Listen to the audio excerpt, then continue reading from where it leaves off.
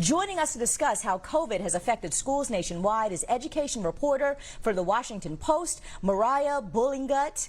Thank you so much for joining us, Moriah, and for all of your coverage on this. I know that you've been doing some great reporting for Washington Post, talking to a whole lot of people and documenting how schools across the country have been navigating the pandemic. So I would love for you to give us the on-the-ground sense of what the biggest struggles are that you've seen that schools are navigating.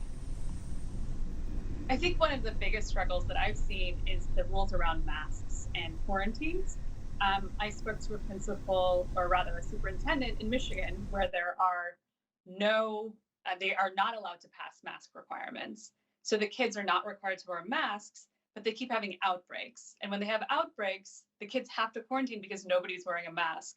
So these things are really feeding into each other. But at the same time, the vast majority of the country has gone back to school. It's been different. It's been weird, certainly not normal.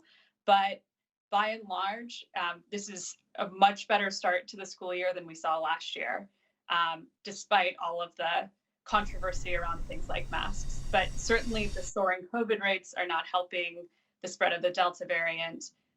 And the fact that some states are very, very resistant to allowing school districts to pass mask requirements.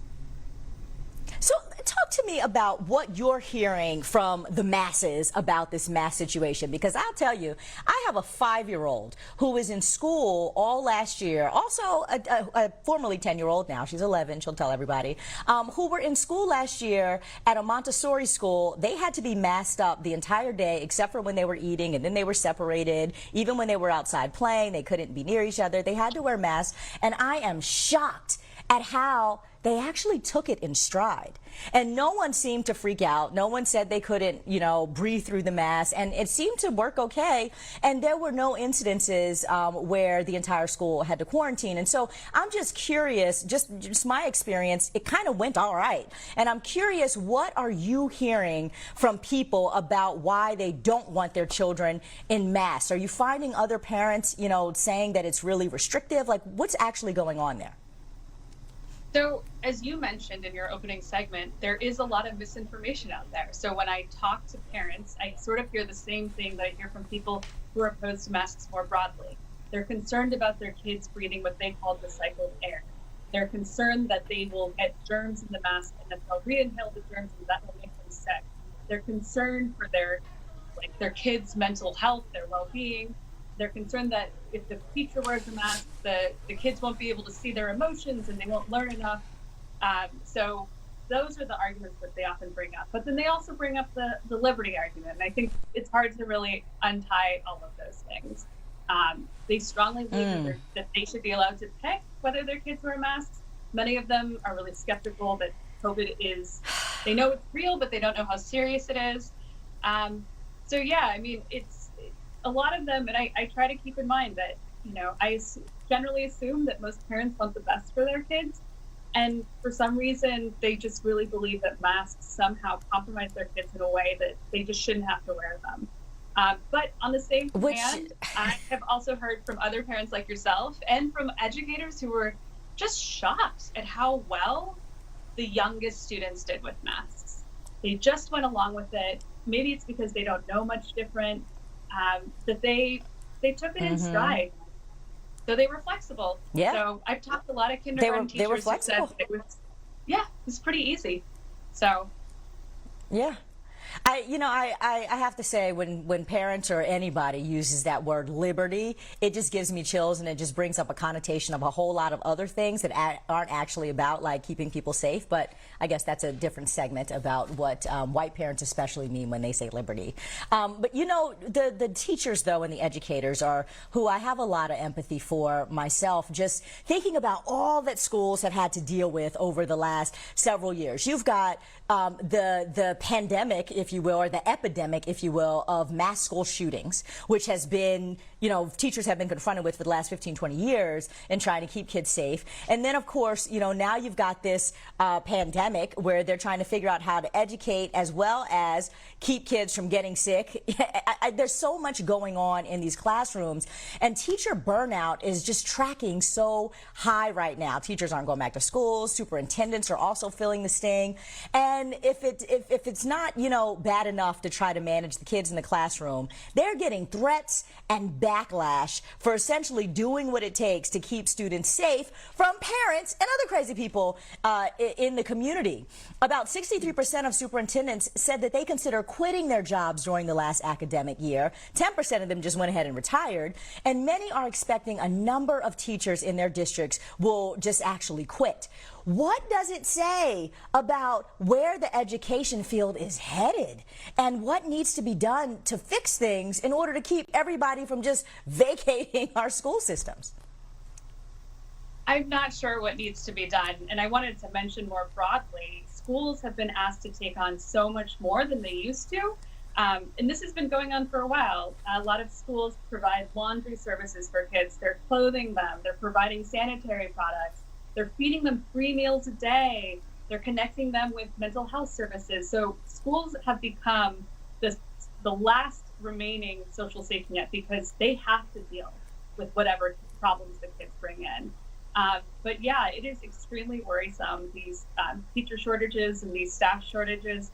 It is very, very hard to be a teacher these days, and it somehow managed to get harder during the pandemic.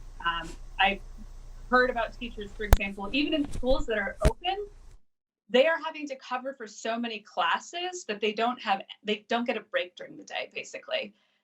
Other schools have just had to completely shut down because so many teachers are quarantining. I can't imagine the pressures. And superintendents, I mean, they were basically, I'm trying to figure out if there's even an equivalent position. They have to be masters in logistics and dealing with all these factors and doing it successfully, and then also dealing with the pressure from parents and from politicians. I really don't even know how they hold it together. I'm extremely impressed. I don't think that they sleep very much, and I'm being honest about that. Many of them have not taken a day off. Yeah. And remember, we already had a teacher shortage all along, right? That's why there's overcrowding in classrooms in so many school districts, because there aren't enough teachers, and all the things you're talking about that are basic, like quality of life issues that communities are facing, that schools are now becoming service providers around. That's a whole huge thing.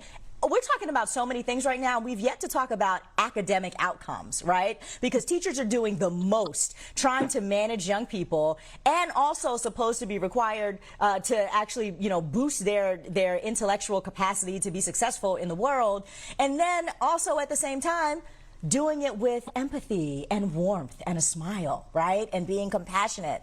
It is way too much to put on them. And then, let's be honest, a lot of parents are just straight jerks and being really, really, really mean-spirited and nasty and hostile to the, in some instances even violent at these school board meetings. It's all just completely outrageous to me. And I'm curious, I'm thinking about California right now because Gavin Newsom just issued a mandate requiring all school children to receive the vaccine when they're actually able to. And I'm reminded that our kids have to get vaccines for a whole lot of things in order to attend public school, in order to play sports, etc. And I wonder, what are you hearing out there in your reporting about the California vaccine mandate for students? Are there any parallels to other vaccinations? And do you think this is a precedent that other states are going to follow? Oh, I definitely think that other states are going to follow this. In fact, and I think it doesn't get quite enough attention, Puerto Rico in July mandated vaccines for all eligible, for like the children over the age of 16 or 17, way before anybody else did. So I suspect that they're going to take this next step and mandate it for everybody as well. But the interesting thing about California is back in 2015, there was this huge debate where a physician who is also a state lawmaker helped get support and wrote this piece of legislation to actually make it so it's very, very difficult to get any kind of vaccine exemption in California. And he was actually attacked on the job. So this is a very hot button issue, even prior to COVID. I have definitely talked to parents who've said, we're pulling our kids out of school. They're forming their own pods, their own like homeschool networks. And it's not just about the vaccines, it's also about the masks, and it's also about their perception that schools are teaching critical race theory, and that schools are teaching their white children to be guilty, or that there's something wrong with them. So it's interesting. I only have a few seconds left, but I would, in the last few seconds we have, I would love for you to tell us what parents are saying, because it sounds like everybody thinks that they're their own expert now on COVID and what needs to be done, right? Parents don't want masks, don't want vaccines. Are they offering up any ideas of suggestions on what they think schools should be doing to keep young people safe? Well, one thing I wanted to mention is that the majority of parents actually do want masks, and those percentages go up pretty significantly when you look at Asian, Black, and Latino parents. White parents have the kind of the lowest level of desire for masks, but even like nearly half of white parents want masks as well, want mask mandates. So it is it is a very, very vocal minority, and it doesn't help either that that minority of parents has been amplified by national politics. They've been on Fox News, they've been on OAN to talk about these things. But in the end, most parents nationally want mask mandates. And I think that that's important to remember. And it's important to remember the racial and economic dynamics behind this too.